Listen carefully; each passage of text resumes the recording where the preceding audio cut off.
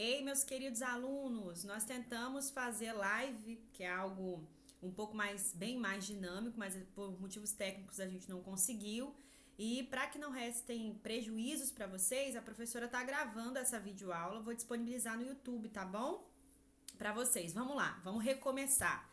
Nós vamos falar nessa videoaula sobre as garantias e privilégios do crédito tributário. Vocês poderiam iniciar me perguntando, professor, o que são garantias e privilégios do crédito tributário? Vejam bem, meus amores, quando a gente tem uma dívida, seja ela com o fisco, uma dívida tributária, ou uma dívida de caráter civil com particular, por exemplo, se a gente não paga por uma deliberalidade, porque a gente não quer ou porque a gente não pode, não interessa. Se a gente não pagou essa dívida como sujeito passivo daquela relação jurídica, o sujeito credor, o sujeito ativo nesse caso, tem que ter meios para te forçar, para te impelir ao pagamento daquela dívida. No nosso caso, no ramo de direito tributário, aquele débito tributário, aquela obrigação tributária que a gente já falou em direito tributário 1, que ela pode ser principal ou secundária, lembra? Dever de pagar tributo ou dever de pagar multa, por exemplo, como obrigação principal. Pois bem, professora, faz sentido para mim que o fisco tenha meios de impelir o contribuinte a pagar um tributo quando esse contribuinte não o faz de forma voluntária. Agora, professora, qual é a diferença dessa forma que o fisco tem de forçar o contribuinte a pagar em relação, por exemplo, ao direito entre particulares? Explico a vocês. No direito entre particulares, meus amores, existem, como é que a gente vai dizer, situações em que o particular não pode adentrar nem no seu patrimônio nem na sua renda, porque a gente sabe que a gente sempre paga dívida com patrimônio e com renda, correto? Mas no direito privado, por exemplo, vou dar uma situação para vocês em que o particular ele não pode adentrar. Se você faz um contrato de compra e venda, um contrato de financiamento, por exemplo, com uma pessoa física ou jurídica, e você por algum motivo não paga e esse credor, ele tenta, por exemplo, penhorar, entra com uma execução tentando penhorar uma casa que você tem. Se aquela sua casa está nos requisitos para ser considerado um bem de família, adivinha só, meus queridos, o credor ele não consegue adentrar naquele seu patrimônio bem de família. Professor, em direito tributário também funciona assim? Não, meus amores. Em direito tributário, nós vamos observar que em muitas situações, que em direito privado, em direito entre particulares, vamos dizer assim, o sujeito credor ele não consegue adentrar naquele seu patrimônio, na sua renda, por exemplo, um bem de família, mas o direito tributário consegue. Caraca, professora, bem que você fala que o direito tributário é a nata, né, professora? O direito tributário, meus amores, por que isso acontece? Porque em tese, vamos pensar pelo menos em tese, em teoria, aquele dinheiro arrecadado pelos cofres públicos é para manutenção de um bem comum, para fins sociais, aquele dinheiro que é arrecadado, ok? A gente sabe que em tese muito dinheiro é desviado, mas aí, em tese, pelo menos, a gente tem que pensar, né, o que deveria acontecer, aquele dinheiro é para um bem comum. Então, é por isso, meus amores, que muitas vezes o direito tributário, ele consegue adentrar num patrimônio em que um particular não conseguiria, porque para manutenção da máquina pública, para atender aos fins sociais, tudo bem? Por exemplo, a gente vê que nos impostos, a gente viu lá em Direito Tributário 1, os impostos ele tem a característica uti universi, para gastos que são universais, educação, saúde, segurança, lazer, tudo bem? E aí é dessa arrecadação tributária em que vem esses direitos básicos fundamentais garantidos na Constituição Federal e tudo mais. Professora, onde que eu encontro, então, essas garantias e privilégios que o fisco tem quando ele executa uma dívida tributária, quando o contribuinte não paga uma dívida tributária? No Código Tributário Nacional, no CTN. Professora, esse rol de garantias e privilégios, ele é um rol taxativo ou exemplificativo? Bom, quando a gente abre o artigo, até tomei nota aqui para vocês, 183, nós vamos ver lá no artigo 183, meus amores, que a lei fala o seguinte, o CTN, que esse rol aqui de garantias e privilégios do crédito tributário não exclui outros privilégios e outras garantias dispostos em lei. lei aqui em sentido estrito, tá bem, meus amores? Isso quer dizer, meus amores, que do artigo 183 do CTN a gente extrai a seguinte interpretação: esse rol ele é exemplificativo. Por quê? Porque em outras leis a gente pode ter, fora aqui do CTN, tudo bem? Outras garantias e outros privilégios do crédito tributário. Professor, e o que justifica o fato? Por que o legislador escolheu que esse rol fosse apenas taxativo? Fosse apenas exemplificativo. Por que esse rol, professora, não é taxativo? Meus amores, porque a natureza, às vezes, de tributos é muito diferente. Quer ver um exemplo? Se a gente pegar dois impostos que são de caráter da União, tá? Dois impostos federais. E do tipo espécie tributária imposto, né? Os dois são impostos. A gente vai ver que tem muitas diferenças entre eles. O exemplo que eu peguei aqui para vocês. Por exemplo, o IPTU. A gente sabe que o fato gerador do IPTU, gente, é muito estranho fazer videoaula assim, porque não tem a participação do aluno. Você vê que eu me perco mais do que com o aluno aqui na live comentando, né? Mas não tem jeito, o importante é a gente atingir vocês, né? E fazer a matéria chegar, o conteúdo chegar aí pra vocês, tá? Em sala de aula a gente brinca, eu estaria falando aqui, por exemplo, numa live que minha testa é enorme, mas eu tô me sentindo aqui super sozinha. Mas eu sei que vocês vão assistir essa aula e vocês estão com a professora, tá bem, gente? Amo vocês. 8º, 9º, noturno B, amo vocês, galera Multivix. Que saudade do caralho. Professora não pode xingar, professora, isso é antipedagógico. Vamos continuar. Professora, por que esse rol que está previsto no CTN, ele é apenas exemplificativo? Por que o legislador não escolheu deixar esse rol como taxativo para facilitar a nossa vida, professora? Porque, meus amores, os tributos, eles têm características muitas vezes muito diferentes um do outro. Se a gente der aqui para vocês dois tributos federais do tipo imposto, a gente vai ver que mesmo os dois sendo federais, instituídos pela União, e os dois sendo de natureza tributária, imposto, porque a gente sabe que são 5 espécies tributárias, lembra? Imposto, taxa, contribuição de melhoria, contribuições especiais e empréstimos compulsórios. Se eu pegar dois impostos aqui que têm em comum a competência, né, da União para instituí-los, mesmo assim há muita diferença entre eles. Os exemplos que eu trouxe para vocês aqui, que eu escolhi, é o seguinte: o IPTU e o imposto de importação. Professora, qual o fato gerador do IPTU? A gente sabe que é propriedade de imóvel urbano, certo? Em região urbana. O IPTU, meus amores, o fato gerador do IPTU, vocês concordam comigo que é algo contínuo? Que é algo assim que não é rápido? Como assim, professora? Bom, se você adquiriu imóvel em área considerada urbana, meus amores, se você disse para o fisco que as características daquele imóvel são de determinadas formas, não tem como amanhã o fiscal vir fiscalizar a sua casa e você alterar a configuração.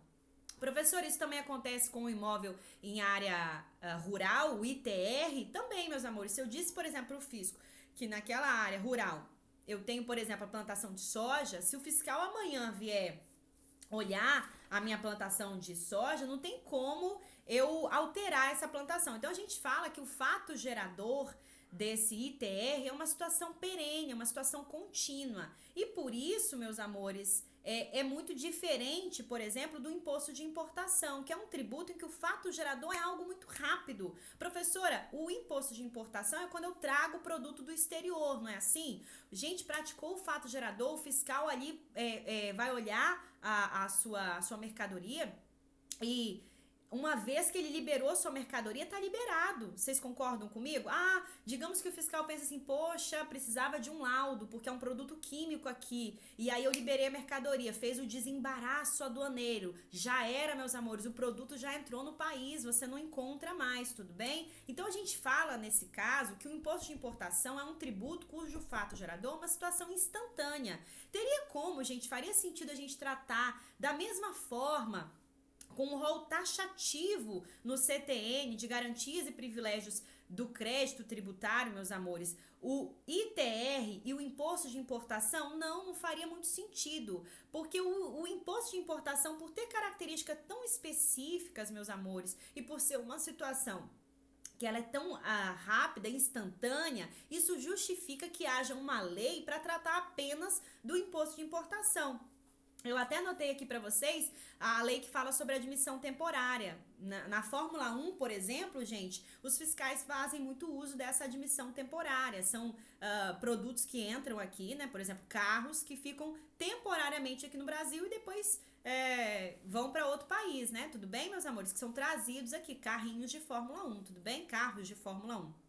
Professora, então esse rol que eu vou encontrar lá no artigo 183 do CTN é um rol exemplificativo, não é um rol taxativo. Mas eu ainda não entendi, professora, por que o nome é garantias e privilégios do crédito tributário? Qual a diferença, professora, entre garantias e privilégios? Meus amores, tanto um quanto o outro são regras, tá? Mas a gente vai pensar assim, as garantias a gente interpreta no sentido de regras que facilitam a entrada, vamos pensar assim, facilitam a entrada do fisco na sua renda e no seu patrimônio, porque a gente sempre paga dívida, seja ela tributária ou não, com renda e patrimônio. A gente não paga dívida, por exemplo, com prisão civil. Vocês já viram alguém ser preso porque tem uma dívida? Já, professora. O devedor de pensão alimentícia é a única situação aqui no Brasil que a gente admite em que a pessoa fique presa porque tem uma dívida civil. Fora isso, meus amores, nem mesmo o depositário infiel pode ser preso por dívida civil. Ninguém pode ser preso por dívida civil. Apenas o devedor de pensão alimentícia. É a única situação que se fundamenta a prisão civil. Mesmo assim, hoje, em direito das famílias, muito questionados. A gente tem o juiz aí, o Dr. Rafael Calmon, que fala muito, inclusive, sobre isso, sobre, às vezes, essa ineficácia da prisão civil, tá? Mas a gente sabe que, juridicamente, isso é possível, apesar de o direito das famílias estar procurando outras alternativas, outros métodos mais adequados. A gente nem gosta de utilizar esse termo alternativa, né? Mas métodos adequados para essa solução de conflito quando há uma situação em que há um devedor de pensão alimentícia. Vamos voltar aqui para o direito tributário. Professora, então, garantias do crédito tributário são regras, professora, que facilitam o fisco a adentrar no patrimônio do contribuinte que é devedor de tributo. E os privilégios, professora, são regras que colocam o Estado numa situação privilegiada num rol de credores. Como assim, professora? Eu tô querendo dizer para vocês, meus amores, que num rol de credores, por exemplo, você tem dívidas com o fisco, que são tributos, você tem dívidas com fornecedores, se você abre uma empresa. Se você decretar falência, meus amores, vai ter um rol de prioridades. Se você tem um valor lá da empresa, esse valor ele vai ser pago prioritariamente a quem? Se eu perguntar para vocês, prioritariamente você vai pagar primeiro no rol, tá, gente? Daqueles que vão receber. No rol, no topo, estão as dívidas trabalhistas, tudo bem? Depois vem as dívidas com o fisco e depois vem os demais credores. Caraca, professora, você tá me dizendo que o fisco, professora, só perde naquele rol lá de privilégio de quem vai receber primeiro o dinheiro, porque existe uma dívida, só perde para o trabalhador, só perde para o direito do trabalho? Sim, meus amores. O fisco só perde para o direito do trabalho, ou seja, só dá o privilégio para o direito do trabalho, meus amores, pro funcionário ou ex-funcionário daquela empresa. Fora isso, vai ser a prioridade do fisco e depois os demais credores, tudo bem, meus amores? Por exemplo, contratos que a empresa tenha firmado com credores e não tenha arcado, tudo bem? Não tenha cumprido, não tenha pago. O fisco, meus amores, não joga para perder. A gente fala isso em sala de aula. Professor, o que justifica isso? Bem, justifica o bem comum, as finalidades sociais, a máquina pública, a manutenção da máquina pública, não é para o particular, pelo menos em tese, são para finalidades sociais. Tudo bem, meus amores? Professora, a gente já falou que o 183 é um rol, professora, exemplificativo, não é um rol taxativo. Então, vamos olhar, professora, essas garantias em espécie? A gente abre aqui, meus amores, no artigo 184, tudo bem? Que é a primeira garantia que a gente fala. Vocês estão em casa aí, dá pausa no vídeo, vai lá para o CTN e lê aqui com a professora. Olha o que o artigo 184 fala na nossa primeira garantia e privilégio do crédito tributário que o fisco tem, tá? Olha lá, ele fala assim: sem prejuízo dos privilégios especiais sobre determinados bens que sejam previstos em lei, responde pelo pagamento do crédito tributário a totalidade dos bens e das rendas de qualquer origem ou natureza do sujeito passivo, seu espólio ou sua massa falida. Até aqui, meus amores, ele não falou nenhuma novidade pra gente. Porque para direito entre particulares, lá no direito civil também funciona assim. Você sempre vai responder sua renda e o seu patrimônio pelas dívidas que você tenha, tudo bem? Aí não tem nada de diferente do direito civil. O direito tributário vai seguir. Você responde com o seu patrimônio e com a sua renda pelas dívidas que você adquirir e não pagar, tudo bem? Aí, meus amores, a nata vem depois. Olha o que diz o final desse artigo. Inclusive os gravados por ônus real ou cláusula de inalienabilidade ou impenhorabilidade. Que top, professora! Seja qual for a data da constituição do ônus ou da cláusula, excetuados unicamente os bens e rendas que a lei declare absolutamente impenhoráveis. Professora, que top! Professora, que loucura! Interpreta esse artigo para mim. Dá um exemplo para mim, meus amores. Digamos que você faça uma cláusula de impenhorabilidade da sua casa, por exemplo, de um automóvel que você tenha. Você faz um contrato e você coloca como impenhorável, faz um documento e declara impenhorável. Para o fisco, isso tem alguma validade? Não tem, meus amores. Você não pode opor isso contra o fisco. Porque mesmo aqueles bens, olha o que o artigo fala, mesmo aqueles bens gravados por ônus real ou cláusula de inalienabilidade ou impenhorabilidade, meus amores, mesmo esses bens, o fisco pode adentrar neles, pode penhorar eles para que você pague uma dívida tributária, para que seja paga a dívida tributária. Professora, me dá um exemplo. Digamos, meus amores, outro exemplo, que você tem um primo, que você sabe que é um primo que gasta muito dinheiro, ele é muito gastador. Se você der uma casa para ele, por exemplo, nossa, ele vende essa casa e desfaz essa casa rapidinho. E você é uma pessoa que tem uma condição financeira muito boa, gosta muito desse primo. E você você decide fazer o seu primo receber uma doação sua. Olha que lindo, gente, já tá no céu, né? Você faz um contrato de doação, um documento de doação daquela casa para o seu primo, tudo bem? Você vai doar uma casa para o seu primo. Mas como você sabe que o seu primo gasta muito dinheiro, bebe muita cachaça, vai torrar a casa bebendo cachaça, você coloca lá no contrato de doação, no documento de doação, uma cláusula de impenhorabilidade, uma cláusula também de inalienabilidade, dizendo que o seu primo não pode vender a casa. Pergunto a vocês, meus amores, se o seu primo deixou de pagar IPTU por um longo tempo e o fisco entra com execução fiscal, aí o seu primo diz, olha, essa casa aqui o fisco não pode tentar botar à venda para pagar o IPTU, que há tantos anos eu não pago, porque além de ser bem de família, o meu primo me deu essa casa e colocou lá no documento que ela é impenhorável, o fisco não pode penhorar. Meus amores, o fisco derruba isso fácil, porque mesmo aqueles bens que tem cláusula de impenhorabilidade, de inalienabilidade, mesmo assim o fisco pode adentrar nesse bem. Perceba que em direito civil isso não seria possível quando você coloca uma cláusula de impenhorabilidade. Tudo bem? Mas aqui para o fisco, meus amores, o buraco é mais embaixo. Já falei para vocês. Se tiver que dever alguma coisa, nunca deva tributo e nem pensão alimentícia, tá? Não é negócio, tudo bem, gente? E nem dívida trabalhista, não tenha dívida trabalhista, tudo bem? Porque o buraco é mais embaixo nessas dívidas, tá? Meus amores, vamos dar um outro exemplo. Eu até anotei aqui pra vocês um outro exemplo de hipoteca, tá? Porque aqui, quando ele fala assim, bens gravados por ônus real, são as hipotecas. Digamos que você vá ao banco, na Caixa Econômica Federal, por exemplo, e pegue e tome um empréstimo, tá? E aí a Caixa ela vai querer garantias de pagamento, adivinha? A Caixa não vai te prestar dinheiro assim fácil, meus alunos. Aí a Caixa fala o seguinte, vamos então hipotecar a sua casa, ou seja, você coloca uma garantia, isso é uma cláusula real que ele fala aqui, ó. Inclusive os gravados por ônus real, você faz um ônus real em relação à Caixa, tudo bem? Você faz uma hipoteca com a Caixa Econômica, meus amores, ou seja, você colocou a sua casa em garantia para pagamento daquele empréstimo que você tomou com a Caixa. Meus amores, se você tiver dívida com qualquer pessoa física ou jurídica, a Caixa Econômica tem prioridade na sua casa para tomar sua casa caso você não pague a dívida com a Caixa Econômica Federal. Ou seja, se você tiver uma dívida com o particular não pode tentar penhorar a sua casa, porque você já garantiu o pagamento para a Caixa Econômica Federal. Ela tem o privilégio da sua casa, entende? Em caso de você não pagar o seu empréstimo que você tomou com ela. E quanto ao fisco?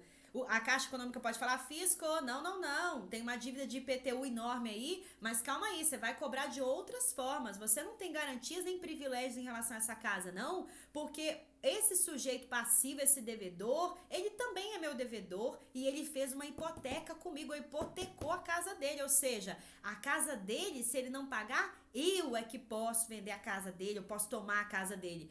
Ela pode falar isso com o fisco, meus amores? Não. Se ela falar isso com o fisco, ela perde. Porque o CTN é muito claro, ele diz o seguinte, mesmo aqueles bens gravados em ônus real, por exemplo, a hipoteca, mesmo esses bens, o fisco tem o direito de adentrar nesse bem, caso você não pague tributo. Gente, olha que loucura! O fisco não joga para perder, meus queridos, tá? Essa é a primeira garantia e privilégio que o fisco tem, tudo bem, meus amores? Professor, eu sempre pago tributo com meus bens e a minha renda? Sempre com bens e renda, tudo bem? Agora, quando a gente vai lá no artigo seguinte, que é o artigo 185, ele fala o seguinte, a gente tem aqui a nossa segunda garantia, ó. Presume-se fraudulenta a alienação ou oneração de bens ou rendas, ou seu começo, por sujeito passivo em débito para com a Fazenda Pública, por crédito tributário regularmente constituído como, regularmente inscrito, como dívida ativa. Professora,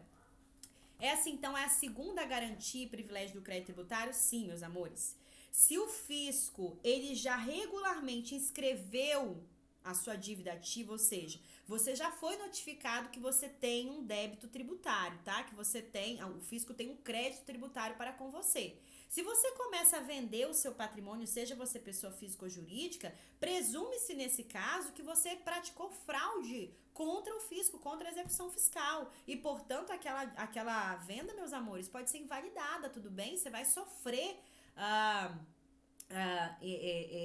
penalidades quanto a isso, porque você praticou fraude contra o fisco, tudo bem, meus amores? Essa é a segunda garantia. Então, professora, você está me dizendo que se eu já sei, se eu já tive ciência que eu tenho uma dívida com o fisco, por exemplo, e vou lá e vendo o meu carro, professora, presume-se fraudulenta? Sim, isso é uma garantia, professora? Isso é um privilégio de crédito tributário? Sim. Imagine só, o fisco está dizendo, olha, é uma garantia que eu tenho, tá? Se você já foi cientificado que você tem uma dívida tributária, olha como diz o artigo aqui, ó, você já foi regularmente inscrito em dívida ativa, você não pode desfazer do seu patrimônio, não. Você tem que ficar pianinho. A menos, é claro, que você coloque, por exemplo, no banco, um valor que seja capaz de cobrir aquela dívida tributária, tudo bem, meus amores? E aí você pode desfazer de casa, de carro, desde que você tenha como garantir o crédito tributário.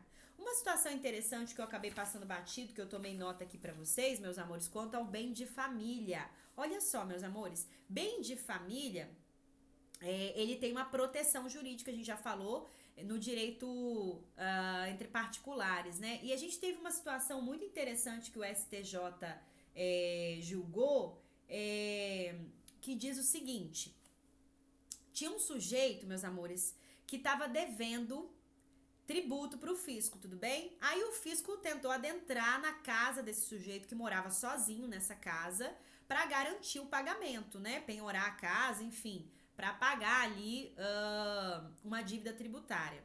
E aí o sujeito alegou o seguinte, olha, vocês não podem adentrar nesse patrimônio, porque esse patrimônio, esse imóvel, é considerado um bem de família. Atende os requisitos lá do bem de família e, portanto, vocês não podem. Essa casa aqui, vocês não têm como adentrar, tomar ela de mim, não. E não era uma dívida de IPTU, tá, gente? A gente sabe que se fosse o IPTU, mesmo sendo um bem considerado de família, para o IPTU você é obrigado a pagar, tudo bem? Porque o fisco diz o seguinte, tudo bem, bem de família eu não adentro, mas o mínimo que você tem que pagar de tributo é o IPTU. Você pode ter outros débitos tributários, mas o IPTU você tem que pagar, tudo bem? E aí esse sujeito, ele tinha outras dívidas tributárias, não era o IPTU, e o fisco tentou adentrar no patrimônio dele, tudo bem? E aí o fisco ele fala o seguinte, olha, é um bem de família, você não pode adentrar nesse patrimônio, tomar ele de mim. O fisco fala, não, eu posso sim, porque como você mora sozinho nessa casa, não se considera como um bem de família. Para ser bem de família, teria que ter uma família morando. A situação sobe até o STJ, gente, dá vontade de chorar. Toda vez que eu leio esse trecho, eu tomei nota desse trecho para vocês. Porque o STJ diz o seguinte, olha só, gente, Olha onde o STJ foi. No direito tributário, a gente tem muitas vezes questões mais frias a serem tratadas. Pra vocês terem ideia, a gente não tem nem audiência geralmente em direito tributário. Diferente do direito de família, né, gente?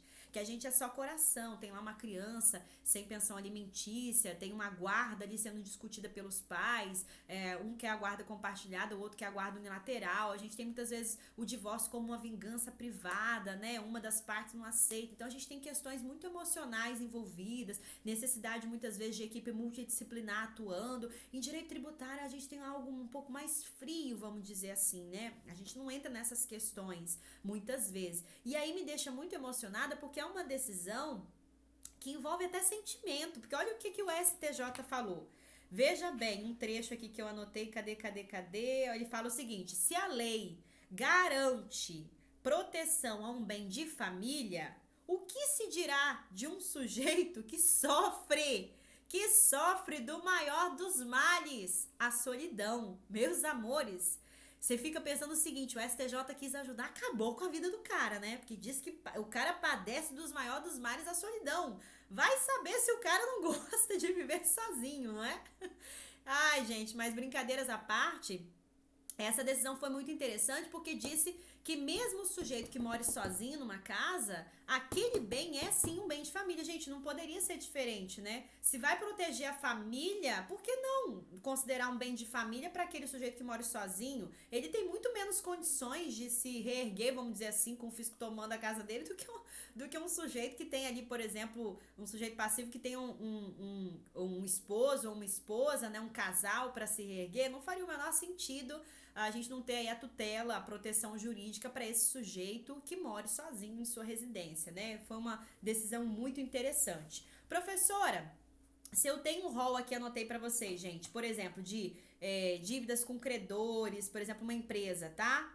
Quando ela decreta uma falência. Se você tem dívidas com credores, se você tem créditos tributários, se você tem créditos trabalhistas, por exemplo, créditos acidentários, como é que fica o rol para pagamento? O rol fica assim: primeiro você tem que pagar as dívidas trabalhistas, né? Ou a gente chama aqui de acidentários também, que estão dentro de dívidas trabalhistas. Depois, imediatamente vem as dívidas tributárias e em seguida os demais credores, qualquer outro credor. Então, gente, o fisco ele tá ali nas cabeças, por isso que a gente fala em privilégios do crédito tributário, tá? O fisco sempre tá ali entre os cabeças, tudo bem, meus amores? Bem, existem alguns bens que são impenhoráveis, tá, gente? Bens e rendas impenhoráveis. Eu tomei nota aqui para vocês do artigo, deixa eu ver onde que eu anotei aqui, é o artigo 833. Então, você em casa aí, abra o artigo 833 e leia, que você vai ver que o CPC traz pra gente no artigo 833 quais são os bens que são totalmente impenhoráveis. E isso vai ser aplicado também pro fisco, tá, gente? Pro direito tributário. Olha lá, tomei nota aqui pra vocês, tá vendo? Olha o artigo 833 aí em casa, tá? No antigo CPC a gente tá falando do 649, tá? Mas interessante a gente ir pro CPC 2015. Olha o que ele fala: não estão sujeitos à execução os bens que a lei considera impenhoráveis ou inalienáveis. Aí o artigo 833 são impenhoráveis, meus amores. Olha lá, os bens inalienáveis ou declarados por ato voluntário não sujeitos à execução. Gente, o seguro de vida, eu achei muito interessante, que é o inciso 6, tá? Seguro de vida, ele é impenhorável. Então, se você tem dívidas aí, não se paga com seguro de vida, tá, gente? Professora, aqueles bens meus, por exemplo, roupa, eu tomei nota aqui também, roupas do sujeito, bens necessários ao exercício da profissão, por exemplo, o advogado com o computador, o arquiteto com aqueles trecos lá que eles usam, aquelas réguas, aqueles negócios lá, a calculadora científica, papapá, do engenheiro. Esses bens que são necessários à profissão, meus amores, eles são impenhoráveis. Professora, tem que ter uma explicação. Claro, meus amores, como é que o sujeito vai sobreviver, vai subsistir sem ferramentas pro trabalho dele, tá bom? Não tem como, tá? São impenhoráveis. Roupa do corpo, quando o sujeito brinca assim, tô devendo até as cuecas. Isso é a maior mentira do mundo, porque roupa do corpo é impenhorável. As suas roupas, né, são objetos extremamente pessoais, as suas roupas não pode, tá bom? Materiais necessários para obras em andamento, salvo se já forem penhoradas, tá? Pequena propriedade rural. Olha que interessante. No caso da sua poupança, meus amores, tem gente que fica com medo, né, professora? Eu tenho uma dívida e tô com medo. Olha só, eu ensinando coisa errada para você, gente. Vamos lá, não vou nem continuar nesse exemplo, não.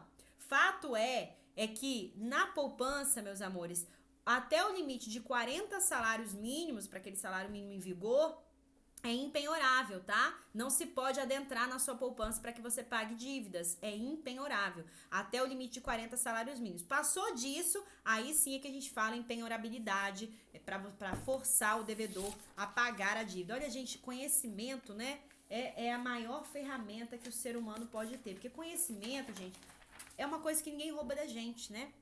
Só se a gente ficar caquético, tiver algum problema, tudo mais, aí acabou. Mas conhecimento é algo que ninguém rouba da gente, ninguém pode usurpar isso da gente. É por isso que eu